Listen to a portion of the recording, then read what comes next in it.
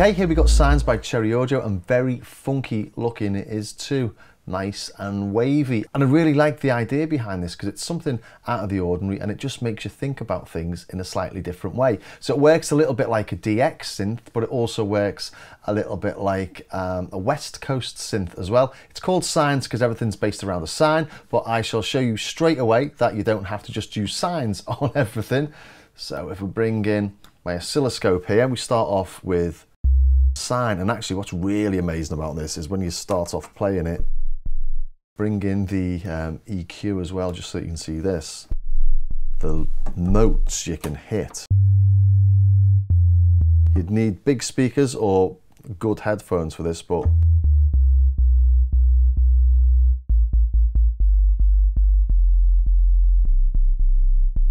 that's just phenomenal, big, fat sounding bass. The sort of thing you do with resonance on a subtractive synth. When the resonance is turned high, get these really beefy low ends. That's just ace. Anyway, I did say it wasn't all about signs, even though it's called Signs, and that's because we can play with the signs in lots of different ways. So before I go through all the functions of it, I'd like to just show you how you manipulate those sine waves to make all sorts of different tones. So we start off with a sine, put some feedback on, you end up with what's essentially a sawtooth.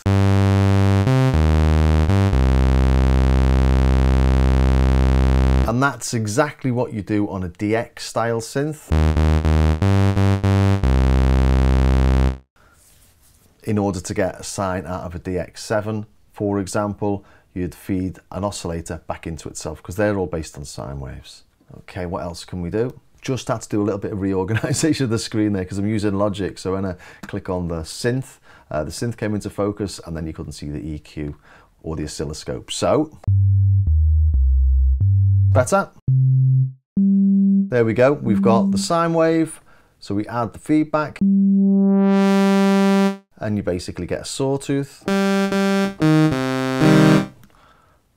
If we change the phase,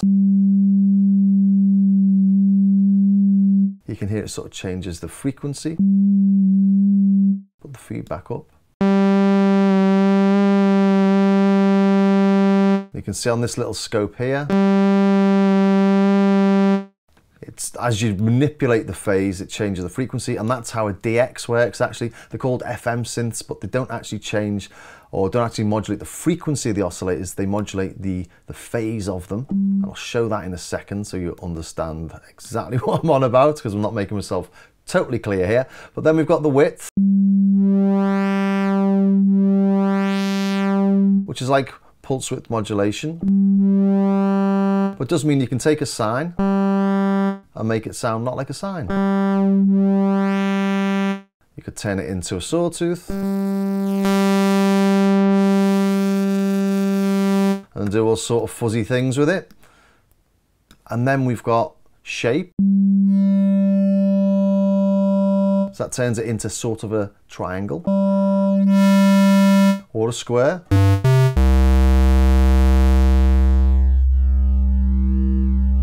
So although we say it's a sine synth, from the sines you can create sawtooths, you can create squares, you can do things like wave folding on this as well.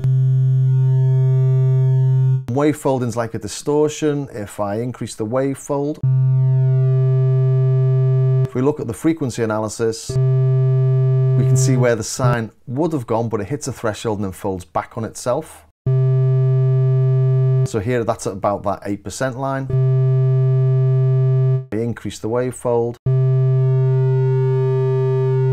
What you're effectively doing there is turning the wave up, but it flips back on itself.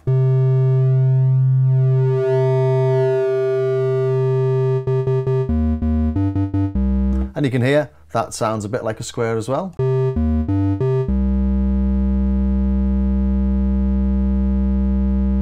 And if you look at the frequency analysis, you can see it's behaving like a square. We can add some drive to that. Now it looks really like a square, sounds really like a square as well.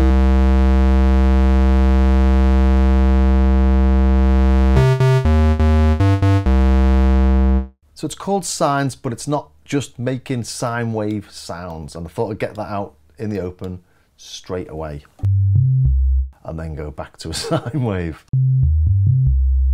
Okay, let's describe what's going on here then, shall we? We've got a sine wave. And just like any synth, you can change the octave on that. But we've got this thing called ratio here as well. And what this does, it changes the tuning of the oscillator in a ratio to the bass tuning, basically. So here, you can see we've got a C, it's on 130.8 hertz, 260, 390, and these are all related to the initial frequency. So if I bring in the tuner to show you,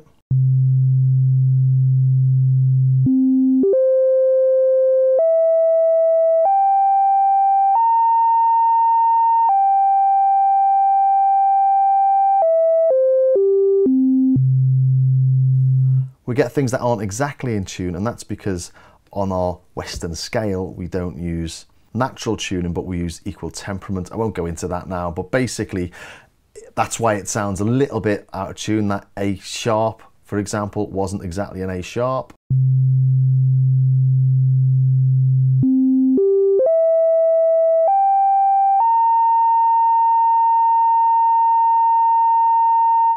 But what it does mean is that the ratio of the frequency of one oscillator to another oscillator is related. So when you modulate between them, you get harmonic sounding tones. So let's modulate oscillator 1 with oscillator 2.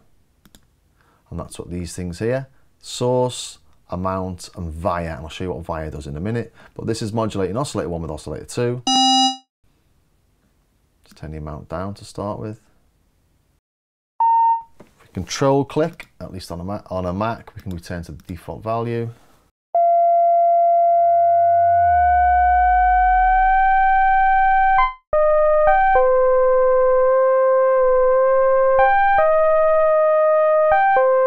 So modulating them in a way that they sound still harmonic.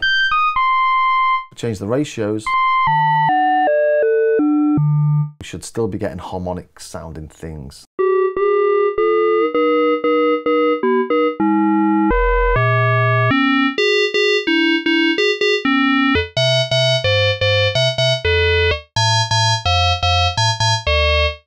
But if we detune these things, let's actually detune oscillator 2. So the ratio isn't the same. It's not a harmonic ratio in any way. It goes a bit more clangy, a little bit more metallic. Let's add a bit of release. Sounds like a bell.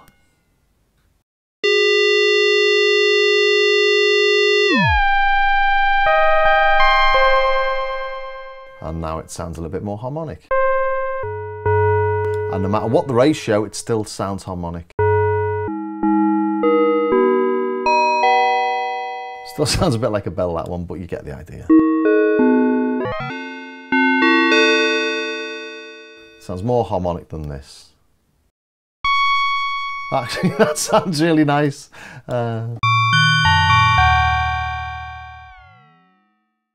But that's why we use ratios, and that's what that ratio knob does here. And we can go to higher ratios, really super high ratios, and we can actually divide it by a half, or divide it by 2, or divide it by 4 as well. So a half or a quarter.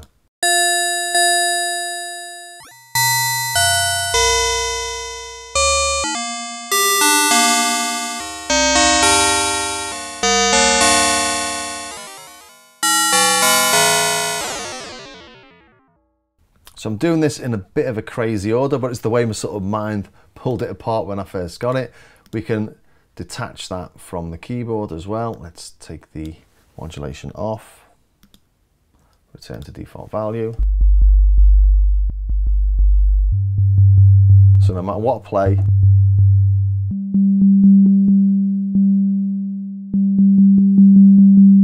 it's not changing. And that means you can use all the oscillators like LFOs, but LFOs that work in the audio rates. So let's take the keyboard off oscillator 2 and modulate oscillator 1 with it.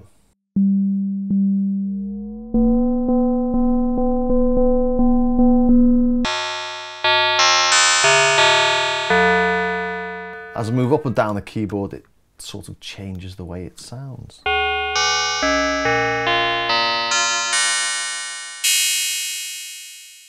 If we have this going really slowly, what does that do?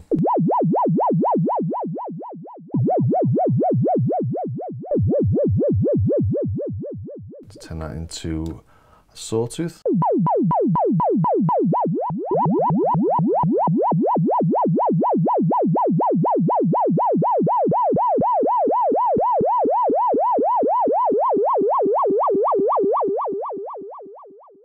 So that's oscillator 2 acting as an LFO. I'll just show you what the via button does here. If I stick via an envelope, for example, so the envelope will modulate the amount of modulation or control the amount of modulation. So I'll modulate that with the filter envelope. So now what we should get is the modulation building in.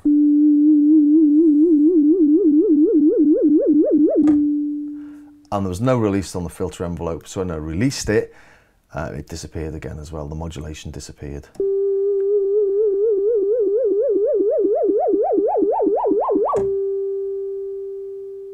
So that's what your via button does, and you've got a via button on the frequency and on the phase as well.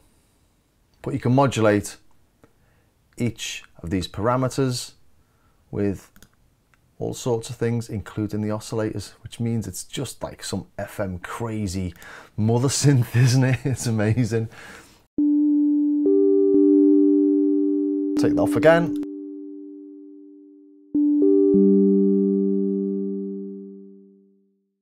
Okay, so we've looked at each of these. We've looked at the fact that you can modulate all of them. Let's modulate the phase now with oscillator 2, so you can see what a DX style thing would do and why DXs are phase modulation. So source, oscillator 2 I should say, otherwise it's modulating itself.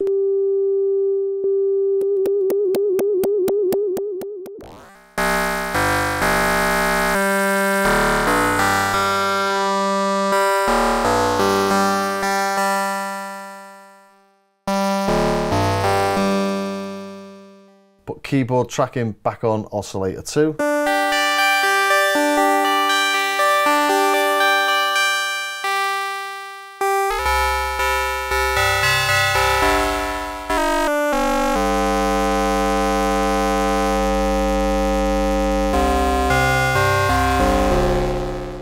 So you can hear that sounds very similar to frequency modulation. It's called phase modulation, and it's how DXs work, like I think I've probably said about 3 times now.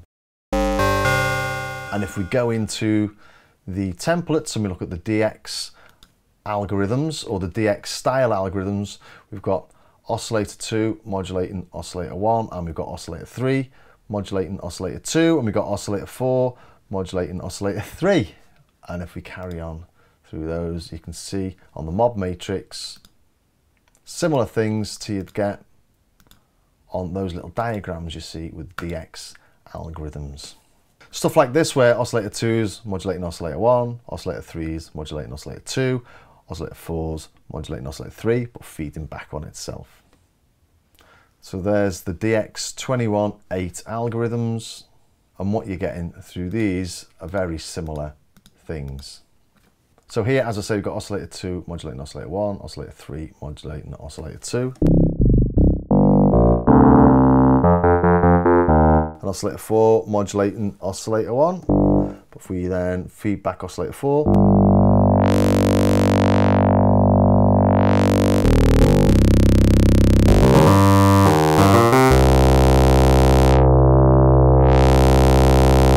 so once again, hundreds or an infinite amount of tones from these sine waves.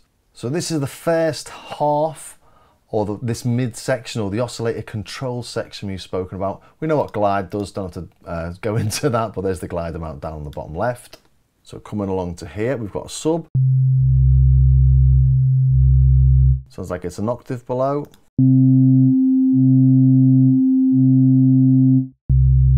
And we've got super oscillator, which is an octave above.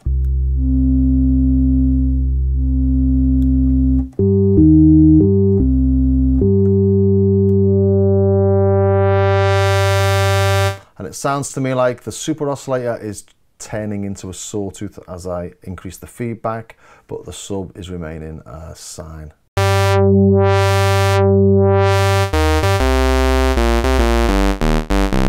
So we've got 3 things playing there. And we've got 3 other oscillators we've not even used yet.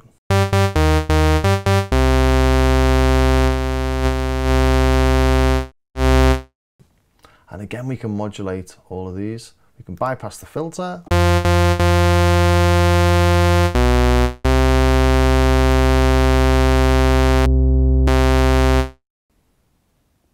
And then a few utilities, or we can solo it. So suppose that does bring me over to the filter. Filter types, 24, 18, 12, 6, high pass, band pass, and notch. With keyboard tracking. Yep. So unlike a lot of West Coast style things where you don't have a standard filter, you do it all via these sort of modulations here. So you turn it back into a sine using the feedback, take the feedback down. That's how you do it in West Coast style, but on this we can just use the filter. So turn the feedback up. Let's bring the filter down, envelope amount up, filter sustain down.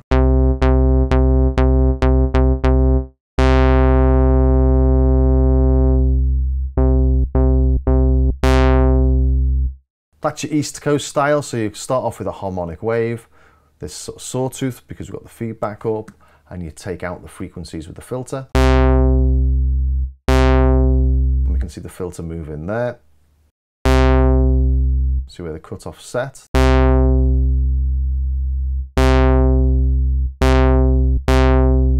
Whereas West Coast style, you wouldn't have the filter, so let's just bypass it, shall we actually? And what we'd do is we'd modulate the feedback. We'd modulate it using an envelope as well, maybe. Although this isn't exactly what you'd do. I'm just showing the sort of differences. So, amount. You can see the feedback modulation here. Starts high, goes to low. So it's the same sort of effect. A little lesson there in East Coast versus West Coast and doing the same sort of thing on both. So we've looked at everything on there, I think. Hopefully it's all making sense. These source buttons and the amount all make sense to me. We've looked at the via. Let's look at the LFOs. LFOs can be unipolar or bipolar, and they can either go higher or just lower, which is unusual as well. I'll just show you the differences there. Let's turn this wave into a square and let's modulate the frequency of oscillator 1 with LFO 1. So source, LFO 1. Okay, an octave higher and an octave lower or thereabouts. If we just do unipolar.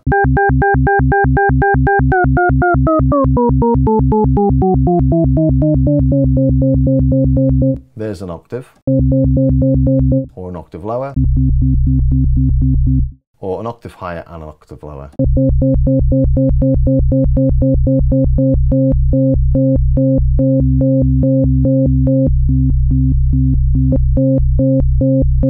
One shot. And then we can sync that to the tempo as well. Okay, and we've got the effects at the bottom, and Cherry Audio effects are very nice, as you may well already know. Let's bring the reverb in. I like this galactic one.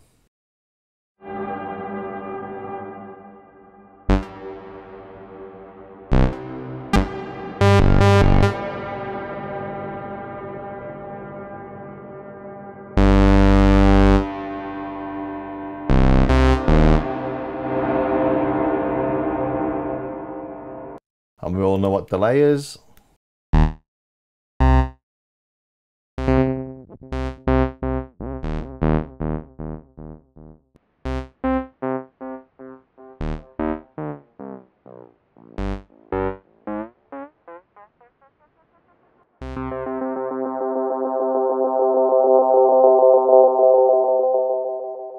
And if you haven't checked out the Cherry Audio delay or reverb, you should, because they're excellent.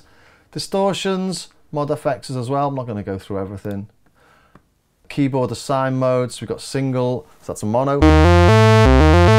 Or uni, well, that's obviously unison. Unison detune. So actually going from a really simple sine wave to a big fat unison patch, just whack up the feedback so you've got sawtooths, stick it into unison mode, and then just turn up the amount of detune.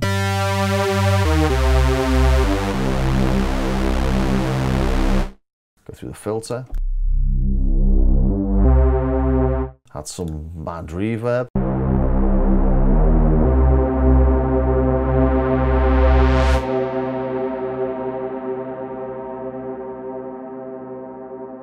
Straight into big, massive, fat territory, aren't we? Also got chord memory. And we can change the number of voices as well, up to 16. Plus we've got an arpeggiator. So I'm not going to go into every single thing in finite detail. I think I've given a nice overview of what it does here. Just play some of these lovely presets.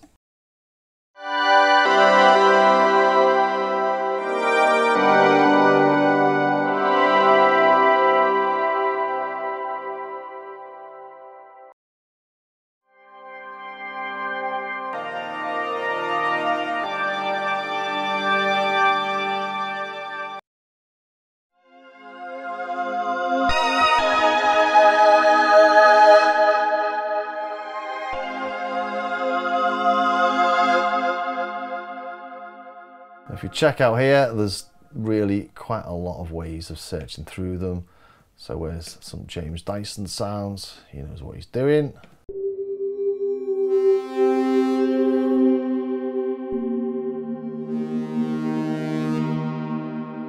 Modulating that with aftertouch.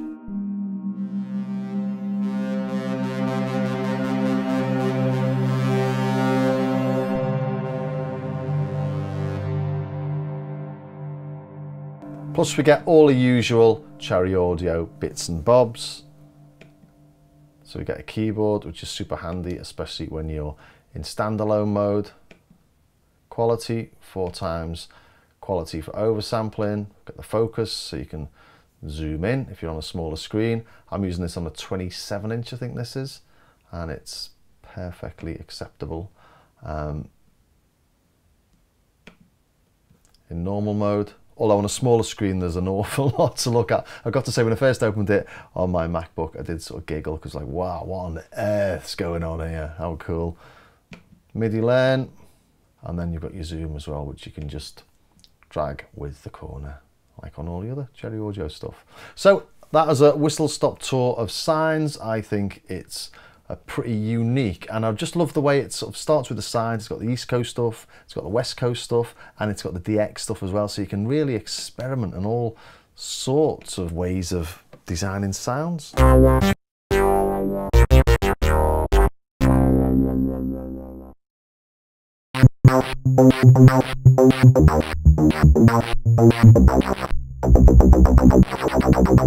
Whoa, what's going on there? They're all James Dyson. What else have we got? In Halt, tend to do good stuff. Really FM-y, isn't it, that? And that's not. So we've just gone there from a really FM sounding synth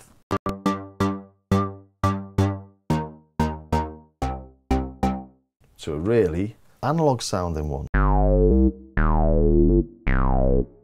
Yeah, gets more and more flexible the more you play with it.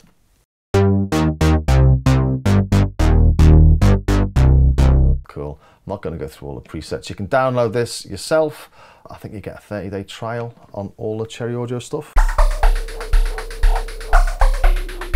The only warning I would give you if you do that is that you'll end up buying it, because they are really nice, all these things. So 9-inch. Yeah, Prophet VS style.